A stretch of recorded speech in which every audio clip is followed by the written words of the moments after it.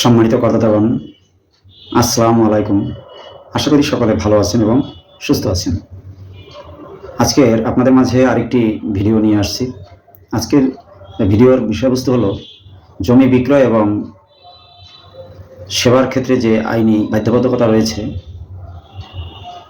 সেটা নিয়ে। প্রথমত আমি জমি বিক্রয় নিয়ে কথা বলছি। জমির বিক্রেতা যখন জমি বিক্রয় করেন এবং পরবর্তীকালে যখন জমিটি হস্তান্তর করেন তখন এই জমিটি রেজিস্ট্রি করতে হয়। এখন কথা হলো, যখন জমির প্রকৃত বিক্রয় মূল্যের সাথে রেজিস্ট্রি মূল্যের পার্থক্য সৃষ্টি হয় তখন কিন্তু আপনার কাছে অপ্রদর্শিত অর্থের সৃষ্টি হচ্ছে।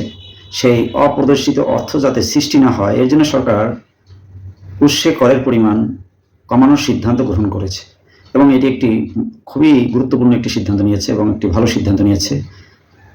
অর্থাৎ আপনি যখন জমি বিক্রি করবেন সেই বিক্রয়ের যে প্রকৃত মূল্য এর সাথে যখন জমি রেজিস্ট্রি করবেন তখন যে রেজিস্ট্রি মূল্য যে উল্লেখ করবেন এর মধ্যে যাতে কোনো পার্থক্য সৃষ্টি না হয়, এটা আপনার একটি গুরুত্বপূর্ণ একটি পয়েন্ট। এই পয়েন্টটি আগে বিগত দিনে প্রত্যেকেই এটা একটা গ্যাপ সৃষ্টি করতো, অর্থাৎ প্রকৃত বিক্রয় মূল্যের সাথে আপনার রেজিস্ট্রি মূল্যের একটা পার্থক্য সৃষ্টি করতো, অর্থাৎ কর ফাঁকি দেওয়ার জন্য করের হারটা বেশি ছিল, উৎসে করের হারটা বেশি ছিল, এখানে উৎসে কর প্রদান করতে হয়। তো প্রথমত এখানে দেখা গেল যে বাংলাদেশে এলাকা ভেদে যে উৎস করের যে পরিমাণ বিদ্যমান রয়েছে সেটা হলো 8%, 6% এবং 4%। এটাকে কমিয়ে আনা হয়েছে। এটা এলাকা ভেদে 8-এর পরিবর্তে 6, 6-এর পরিবর্তে 4, 4-এর পরিবর্তে 3% উৎস করের পরিমাণ নির্ধারিত হয়েছে। অর্থাৎ এই যে উৎস করের পরিমাণ কমানো হয়েছে, কমানোর পরিপ্রেক্ষিতে এখন মানুষ একটু হলেও সচেতন হবে যে প্রকৃত বিক্রয় মূল্যই রেজিস্ট্রি মূল্যে উল্লেখ করবে। কারণ আপনি যদি প্রকৃত বিক্রয় মূল্য রেজিস্ট্রি মূল্যে উল্লেখ না করেন তাহলে আপনার কিন্তু অপ্রদর্শিত অর্থ থেকে যাবে এবং এই অপ্রদর্শিত অর্থ যখন আপনার পরবর্তীকালে আয়কর আইন অনুযায়ী আপনি যখন এখানে অপরাধ বলে বিবেচিত হবে এবং ধরা পড়ে যাবেন তখন কিন্তু আপনার জন্য একটা বিপদ চলে আসবে এবং নোটিশ চলে আসবে এবং আইনি জটিলতার মধ্যে পড়ে যাবেন এক কথায়। সুতরাং এই বিষয়টিকে সরকার বিবেচনায় নিয়ে সরকার কিন্তু উৎসে করের পরিমাণ কমিয়ে আনছে। আশা করি এই বিষয়টি সরকার যে নিয়েছে এটি একটি ভালো পদক্ষেপ এবং একটি যুগান্তকারী পদক্ষেপ। এই জন্য আমি সরকারকে আন্তরিকভাবে ধন্যবাদ জানাচ্ছি। আমি বিষয়টি ক্লিয়ার করতে পেরেছি আশা করি। তারপর আমি বলছি যে জমি বিক্রয়ের সময় অপ্রদর্শিত অর্থ পরিহারের জন্য সরকার জমি হস্তান্তরের সময় রেজিস্ট্রি মূল্য এবং প্রকৃত বিক্রয় মূল্য এর মধ্যে পার্থক্য যাতে না সৃষ্টি হয় এর জন্য উৎসে করের পরিমাণ কমানো হয়েছে। বাংলাদেশে যে বিদ্যমান এলাকার জন্য যে উৎসে করের বিধান রয়েছে এলাকা ভেদে 8%, 6% এবং 4%, এটাকে কমিয়ে 8-এর পরিবর্তে 6 এবং 6-এর পরিবর্তে 4 এবং 4-এর পরিবর্তে 3% হ্রাস করা হয়েছে।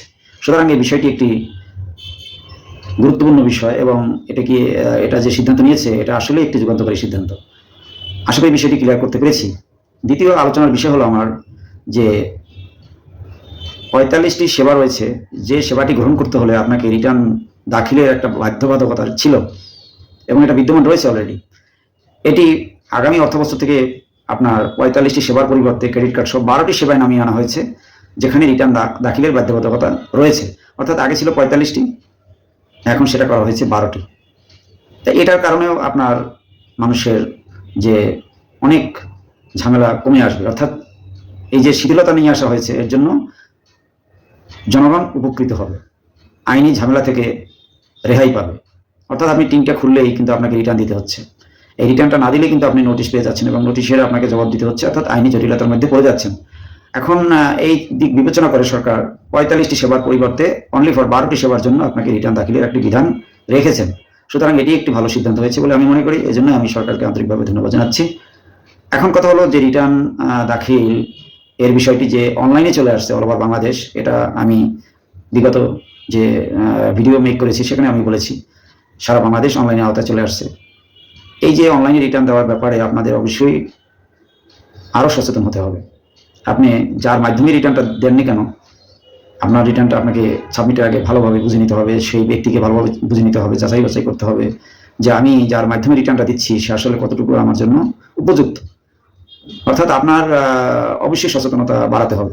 কারণ যেহেতু অনলাইনে আপনি অফলাইনে রিটার্নটা দিতে পারছেন না, সুতরাং আপনি বাংলাদেশে যে প্রান্তেই থাকুন না কেন আপনি ঘরে বসেই কিন্তু সেবাটা নিতে পারছেন।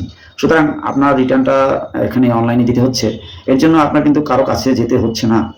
তবে হ্যাঁ, আপনার যে সেবাটা সেটা পারফেক্টলি আপনি পাচ্ছেন কিনা বা সে কতটুকু দক্ষ এই বিষয়ে তার অভিজ্ঞতা আছে কিনা আদৌ, সেটা কিন্তু আপনার যাচাই করতে হবে। এই বিষয়টি গুরুত্বপূর্ণ, এই জন্য আমি কথা বললাম। কারণ অনেকেই যেনতেনভাবে রিটার্ন দিয়ে দিচ্ছেন এবং মানুষকে প্রতারিত করছেন এবং মানুষের যে আস্থার জায়গাটা সেটা নষ্ট হয়ে যাচ্ছে। আমি মনে করি আপনি যদি সচেতন হন তাহলে আপনাকে কেউ প্রতারিত করতে পারবে না, কেউ আপনাকে বিপদে ফেলতে পারবে না। এটাই স্বাভাবিক, কারণ অনলাইন এমন একটা জায়গা যে জায়গাটাকে আপনার অবশ্যই ব্যবহারের নিয়ম জানতে হবে এবং এখানে আয়কর আইন বলেন, অনলাইন বলেন, এই দুটো বিষয় সমন্বয়ে আপনার আসলে কিন্তু এই সেবাটা। কারণ এখানে আয়কর আইনেরও যেমন বাধ্যবাধকতা রয়েছে, জানার প্রয়োজনীয়তা রয়েছে, দক্ষতার প্রয়োজনীয়তা রয়েছে, অভিজ্ঞতার প্রয়োজনীয়তা রয়েছে, পাশাপাশি অনলাইন সম্বন্ধে পরিপূর্ণ জ্ঞানেরও কিন্তু প্রয়োজনীয়তা রয়েছে। কারণ এটা একটি ওয়েবসাইট এনবিআর এর, সেই ওয়েবসাইটের মাধ্যমে আপনার কিন্তু অনলাইনে রিটার্নটা সাবমিট করতে হবে। সুতরাং আপনাকে অনলাইন সম্বন্ধে যেমন জ্ঞান থাকতে হবে, পাশাপাশি আয়কর আইন সম্বন্ধেও পরিপূর্ণ জ্ঞান থাকতে হবে। এখন কথা হলো আপনি যে ব্যক্তির মাধ্যমে রিটার্নটা দিতে চাচ্ছেন সে আদৌ এই বিষয়ে উপযুক্ত কিনা, পারফেক্ট কিনা, তার অভিজ্ঞতা রয়েছে কিনা, সেই বিষয়টি তার কাছে আপনি প্রশ্ন করুন, জানুন এবং তারপরে আপনি রিটার্ন সাবমিটের বিষয়ে সিদ্ধান্ত নিন। আর আমার মাধ্যমে যারা বিগত দিনে রিটার্ন দিয়েছেন তারা তো আমাকে চিনেন, আর যারা আদৌ এখনো আমার মাধ্যমে রিটার্ন দেননি তারা অবশ্যই আমি তাদেরকে একটা মেসেজ দিচ্ছি, অবশ্যই আপনি আমার মাধ্যমে রিটার্ন দিলে আপনি আমার বিস্তারিত জেনে নিতে পারবেন এবং আপনার রিটার্নটাও আপনি সাবমিটের আগে আপনি পরিপূর্ণভাবে আপনি বুঝে নিতে পারবেন।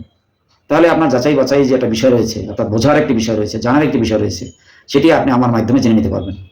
আর ব্যক্তিগতভাবে আমি একজন কলেজ শিক্ষক, আমার সাবজেক্ট হলো হিসাব বিজ্ঞান, অ্যাকাউন্টিং। এই অ্যাকাউন্টিং সাবজেক্টটি আমি পড়াচ্ছি, তাহলে আমার এই সাবজেক্টের সাথে কিন্তু আমার এই ট্যাক্সটা কিন্তু রিলেটেড, 100% রিলেটেড একটি সাবজেক্ট। এই সাবজেক্টটি আমি 25 বছর যাবৎ পড়াচ্ছি। তো সেক্ষেত্রে আমার যে রিটার্ন দেওয়ার যে এক্সপিরিয়েন্স সেটা কিন্তু আমার থিওরিটিক্যালি আমার দীর্ঘদিনের, আর প্র্যাকটিক্যালি যদি বলেন তা সেক্ষেত্রে আমার এই যে জ্ঞানটা আমার প্র্যাকটিক্যালি কিন্তু আমার কাজে লাগছে। সুতরাং আপনাদের যে রিটার্ন সম্বন্ধে কোনো কিছু জানার থাকলে, কোনো কিছু বোঝার থাকলে, কোনো কিছু জিজ্ঞাসা থাকলে অবশ্যই আপনারা আমাকে প্রশ্ন করবেন এবং আমি অবশ্যই আপনাদের সেই প্রশ্নের উত্তর দেওয়ার জন্য আমি প্রস্তুত রয়েছি। আর আমি বেশি কিছু বলবো না, আপনারা অবশ্যই সচেতন হন, আপনারা নিরাপদ থাকুন। যার মাধ্যমে রিটার্ন দেন আপনারা অবশ্যই যাচাই বাছাই করে নিন।